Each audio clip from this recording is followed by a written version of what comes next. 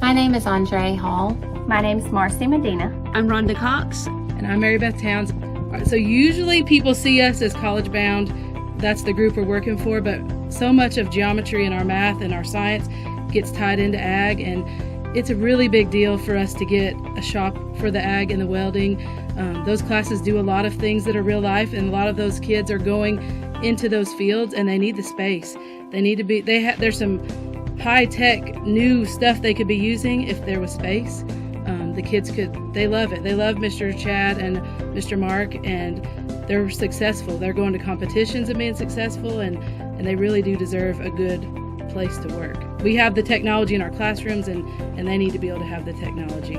All of the kids that come through us get to choose their pathway, and we want them to be successful in whatever pathway they have. And the kids in Union Parish deserve to keep the resources they have been receiving, and to also not cut any programs like welding.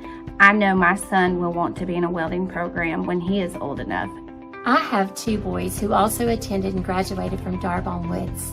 One owns a successful barber shop here in Farmerville. The other benefited greatly from our welding program here and advanced to the state welding competition his senior year.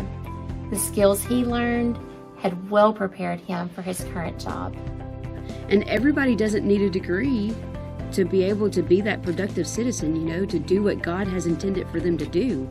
They need a trade, and they need those skills to be able to, even some of them will go and get a really good job. It really can't tell you how much enough I want our parish to have quality education for everybody. The people walking around our streets, the people that are working in our nursing homes, in our stores, they're all going to benefit from this tax, and I want our parish to be top notch and not at the bottom of the barrel.